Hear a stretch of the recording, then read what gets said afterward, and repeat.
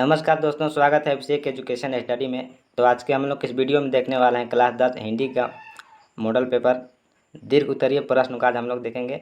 और इससे पहले ऑब्जेक्टिव क्वेश्चन और सब्जेक्टिव क्वेश्चन 2 नंबर और 3 नंबर का क्वेश्चन यही चैनल पर चढ़ा दिया गया है, आप लोग वहाँ से जा कर के देख सकते हैं। और आज हम लोग 5 नंबर का क्वेश्चन जो परीक्षा में आता है वो हम लोग देखेंगे। खंड घ है दीर्घ उत्तरीय प्रश्न। तो आइए क्वेश्चन को स्टार्ट करते हैं। कह रहा है क्वेश्चन, देखिए, आपके क्षेत्र में बार बार बिजली कटती है जिससे विद्यार्थियों की पढ़ाई प्रभावित होती है। इस समस्या के समाधान हेतु विद्युत विभाग के अधीक्षण अभियंता को एक आवेदन पत्र लिखिए। आप लोगों को एक आवेदन पत्र लिखने के लिए कह रहा है। तो इसका आंसर देखिए हम बनाए हैं अपने हिसाब से। यहाँ पर लिख दीजिएगा सेवा में अधीक्षण अभियंता। अभियंता को कहते हैं इंग्लिश में इंजीनियर, ठीक है। विद्युत विभाग शहर का नाम आपको लिख देना है, आप जिस भी शहर से आते होंगे। फिर यहाँ पर विषय लिखना है। विषय में आप लोगों को लिखना है क्षेत्र में बार बार बिजली कटौती के संबंध में। महोदय,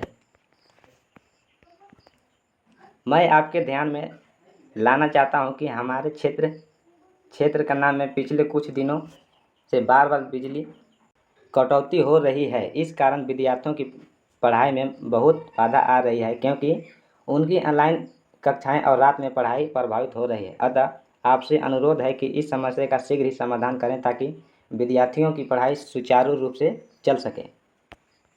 ये आप लोग लिख दीजिएगा। फिर यहाँ लिख दीजिएगा धन्यवाद। बहुत ही आप यहाँ पर आपका नाम रहेगा, आपका पता रहेगा, आप जहाँ से भी आते हैं, और यहाँ पर दिनांक डाल दीजिएगा, ठीक है। चलिए 48 नंबर क्वेश्चन देखते हैं। कह रहा है बाल गोविंद भगत के व्यक्तित्व और उनकी वेशभूषा का अपने शब्दों में चित्र प्रस्तुत कीजिए, ठीक है। तो इसका राइट उत्तर हो जाएगा। देखिए, बाल गोविंद भगत कबीर के पक्के भक्त थे। उनके व्यक्तित्व सदा और सरल था। वे मझोले कद के, गोरे चीटे और 60 वर्ष से ऊपर के थे, ठीक है। उनकी वेशभूषा भी साधारण थी। वे सिर पर कबीर पंथियों की सी कनपट्टी टोपी पहनते थे। गले में तुलसी की जड़ों की एक बेड़ोल माला और माथे पर रामनंदी चंदन का टीका लगाते थे। वे हमेशा सफ़ेद कपड़े पहनते थे और सर्दियों में एक काली कमली ओढ़ लेते थे, ठीक है। तो ये आप लोगों का लिख देना है परीक्षा में। तो चलिए अगला क्वेश्चन शुरुआत करते हैं। 49 नंबर क्वेश्चन देखिए, कह रहा है आत्मकथा कविता के माध्यम से प्रसाद जी के व्यक्तित्व की जो झलक मिलती है उसे अपने शब्दों में लिखना है, ठीक है। आप अपने हिसाब से भी उत्तर लिख सकते हैं, ठीक है। तो इसका आंसर देखिए हो जाएगा, आत्मकथा कविता के माध्यम से प्रसाद जी के व्यक्तित्व की यह झलक मिलती है कि वे एक विनम्र, सरल और संवेदनशील व्यक्ति थे। वे अपने जीवन की कठिनाइयों और सफलताओं को सार्वजनिक नहीं करना चाहते थे। वे मानते थे कि उनके जीवन की कहानी में कुछ भी महान नहीं है जिसे लोगों के सामने प्रस्तुत किया जाए। वे अपनी पीड़ा को स्वयं तक ही सीमित रखना चाहते थे, ठीक है। तो आई होप कि आप लोग समझ गए होंगे। तो चलते हैं 50 नंबर क्वेश्चन को स्टार्ट करते हैं। कह रहा है कि मुन्नू भंडारी ने अपनी माँ के किन गुणों की चर्चा अपनी आत्मकथा में की है, ठीक है।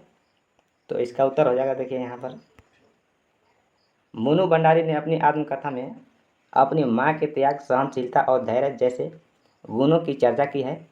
उन्होंने अपनी माँ को एक ऐसी स्त्री के रूप में चित्रित किया है जो अपने परिवार की सेवा में अपना जीवन समर्पित कर देती है और हर स्थिति में शांत रहती है, ठीक है। आप लोग परीक्षा में अपने हिसाब से भी लिख सकते हैं, इसमें कोई दिक्कत नहीं है, ठीक है। 51 नंबर क्वेश्चन देखिए, कह रहा है दिए गए संकेत बिंदुओं के आधार पर निम्नलिखित में से किन्हीं एक विषय पर लगभग 150 शब्दों में निबंध लिखना है, ठीक है। आपको जो अच्छा लगेगा उसमें निबंध आपको लिख देना है, ठीक है। कह रहा है कह रहा है पर्यावरण संरक्षण की आवश्यकता, संकेत बिंदु, प्रस्तावना, प्रदूषण की समस्या, वृक्षरोपण का महत्व, जल संरक्षण, जन जागरूकता, निष्कर्ष, ठीक है। ख है देखिए, डिजिटल शिक्षा का महत्व, संकेत बिंदु, प्रस्तावना, ऑनलाइन शिक्षा की उपयोगी लाभ व चुनौतियों, भविष्य की शिक्षा व्यवस्था, निष्कर्ष। आपको जो अच्छा लगेगा वो आप वहाँ परीक्षा में लिख दीजिएगा। तो हम ख का आंसर हम लिखे हैं, ठीक है। खंड ख का देखिए लिखे हैं हम, डिजिटल शिक्षा का महत्व, प्रस्तावना। डिजिटल शिक्षा वह शिक्षा है जो इंटरनेट और डिजिटल उपकरणों जैसे कंप्यूटर, लैपटॉप, स्मार्टफोन आदि के माध्यम से दी जाती है। यह पारंपरिक शिक्षा प्रणाली का एक आधुनिक विकल्प है और आज के समय में इसका महत्व बहुत बढ़ गया है, ठीक है। ऑनलाइन शिक्षा की उपयोगिता। ऑनलाइन शिक्षा के छात्रों को घर बैठे शिक्षा प्राप्त करने का अवसर देती है। यह दूर दराज के क्षेत्रों में रहने वाले छात्रों के लिए विशेष रूप से उपयोगी है। इसके माध्यम से छात्र अपनी सुविधा अनुसार किसी भी समय और किसी भी स्थान से पढ़ाई कर सकते हैं, ठीक है। और इनके लाभ देखिए, लाभ व चुनौतियाँ। डिजिटल शिक्षा के कई लाभ हैं, जैसे समय और धन की बचत, लचीलापन और संसाधनों तक आसान पहुंच। हालांकि इसकी कुछ चुनौतियां भी हैं, जैसे इंटरनेट कनेक्टिविटी की सदस्य, डिजिटल उपकरणों की कमी और शिक्षकों व छात्रों को तकनीकी ज्ञान की आवश्यकता। भविष्य की शिक्षा व्यवस्था। भविष्य में शिक्षा में डिजिटल शिक्षा की भूमिका और भी महत्वपूर्ण होगी। यह पारंपरिक और ऑनलाइन शिक्षा का एक मिश्रित रूप होगा, जिसे हाइब्रिड लर्निंग कहा जाता है, ठीक है। इसका निष्कर्ष देखिए, डिजिटल शिक्षा एक शक्तिशाली उपकरण है जो शिक्षा को अधिक सुलभ और प्रभावी बना सकता है। हमें इसकी चुनौतियों का समाधान करते हुए इसके लाभों का अधिकतम उपयोग करना चाहिए, ठीक है। अगला क्वेश्चन देखिए, कह रहा है 52 नंबर, कह रहा है किसी एक पर भाव स्पष्ट करना है। क है लखन कहा हंसी हमारे जाना, सुनहु देव सब धनुष समाना, का छति लाभु जुन धनु तोरे, देखा राम नयन के भोरे। और ख देखिए कह रहा है विकल विकल उन्मन थे उन्मन, विश्व के निदाग के सकल जन आए, अज्ञात दिशा से अनंत के घन, दब धारा जल से फिर शीतल कर दो बादल गरजो, ठीक है। तो हम ख का आंसर लिखे हैं, आप लोगों का जो परीक्षा में आएगा वो आप लोगों का लिख देना है, ठीक है। इसका आंसर होगा देखिए, विकल विकल उन्मन थे उन्मन। प्रस्तुत पंक्तियों में कवि ने ग्रीष्म ऋतु की भीषण गर्मी से व्याकुल और बेचैन लोगों का वर्णन किया है। कवि बादलों से आह्वान करते हैं कि वे अज्ञात दिशा से आकर गर्मी से तपती धरती को जल से शीतल कर दे। यहाँ विकल विकल और वनमन उन्मन शब्दों का प्रयोग लोगों की बेचैनी और व्याकुलता को दर्शाने के लिए किया गया, ठीक है।